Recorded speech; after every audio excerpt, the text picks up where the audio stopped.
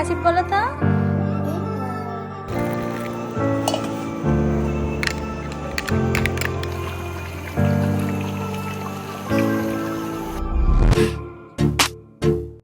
Hello everyone, আসসালামু আলাইকুম। Welcome to my another blog. কেমন আছেন সবাই? এটা হলো ঈদের দিনের বাকি ভিডিওগুলো। আর এই যে কাশিপ যখন মসজিদে চলে গেছে তখন আমি রান্নাটা বসিয়ে দিয়েছিলাম। ঈদের দিন সকালে আজকে খিচুড়ি রান্না করব, ভুনা খিচুড়ি। আর এই তো সাথে আমি মুরগি মাংসটা রান্না করতেছি, আর একটু ঝোলঝোলি রান্না করব। আর বেশি কিছু করব না আজকে, কারণ একটু পর তো আবারও রান্না করতে হবে, রান্না বান্না শুরু করে দিতে হবে। যেহেতু আমরা বাসায় মানুষ অনেক কম, মাত্র 4 জন, আর কাশিপ কাশপিয়া তো 2 জন ছোট বাচ্চাই, ওরা আর কি খাবে, তো এই জন্য আমি আর বেশি কিছু করি নাই, হালকা পাতলাই রান্না করছি। আর এই তো কথা বলতে বলতে আমার খিচুড়িটাও হয়ে গেছে। আর আজকে খিচুড়িটা আমি একটু নরম নরম করছি, কারণ আমার শাশুড়ি একটু নরম হলে খেতে পছন্দ করে, তাই অত ঝরঝরা করি নাই। কোথায় যাবা আম্মু? আপনার বাসায়। সবাইকে বলো ঈদ মোবারক। সবাইকে ঈদ মোবারক। কাশিপ বলো তো। কাশিপ আবার বলো ঈদ মোবারক। খাওয়া দাওয়া শেষ করে 2 ভাই বোন ঈদের জন্য রেডি হয়েছে, এখন ঘুরতে যাবে ওর আপুর বাসায়। কি ভালোবাসা আজকে দুইজনের! এই ভালোবাসা যদি সব সময় থাকতো, এই ভালোবাসে, এই মারামারি করে, এইভাবে সারাদিন ওদের দিন যায়। কিন্তু আজকে ঘুরতে যাবে তো ভালোবাসার শেষ নেই।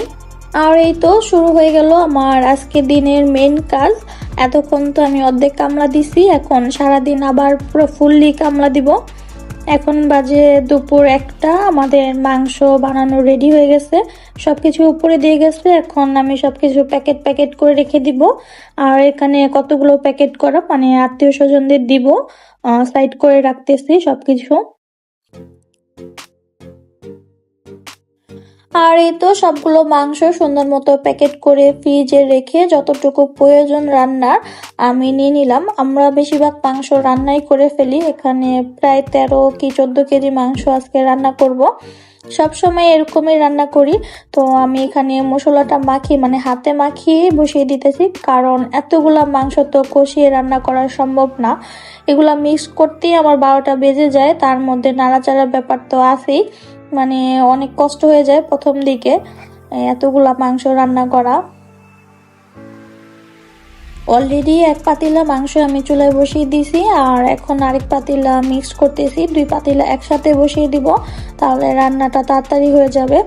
আর মাংসরে যে মশলাটা মিক্স করতেই বেশি প্রবলেম হয়ে যায়, তারপর নাড়াচাড়া তো করতে একটু কষ্ট হয়, কি আর করার, রান্না তো করতেই হবে। আর এই তো রান্না ফাঁকে আমি 1 কাপ কফি বানিয়ে নিব, যেন কাজ করা আরো এনার্জি পাই, কারণ আজকে সকাল থেকে এ পর্যন্ত আমার কফি খাওয়া হয় নাই। এটা না খেলে মানে কিরকম যে লাগে বলার মতো না। 1 কাপ কফি খেলেই অনেক শান্তি লাগে। আজকে বিকেলের পরিবেশটা অনেক সুন্দর ছিল, মানে ঠান্ডা ঠান্ডা পরিবেশ, তার মধ্যে রান্না করতেছি, ভালোই লাগতেছে, খারাপ লাগতেছে না। আমার 2 চুলায় 2টা রান্না হইতেছে অলরেডি, মানে হওয়ার কাছাকাছি 50-50। ঈদের দিনে মাংসটা রান্না করতে বেশি সময় লাগে না, আমার কাছে মনে হয় যে অন্য সময় যে রান্না করি ওটার থেকে ঈদের দিনের রান্নাটা তাড়াতাড়ি হয়ে যায়। এক্সট্রা বেশি পানি দেওয়া লাগে না, যে পানিটা উঠে এটা দিয়ে সিদ্ধ হয়ে যায়। কারণ ঈদের দিনে মাংসটা তো আমরা কষানোর মতোই রাখি, ওটা আস্তে আস্তে গরম করি আর খাই, এভাবেই ভালো লাগে বেশি, তাই পানি দেওয়া লাগে না।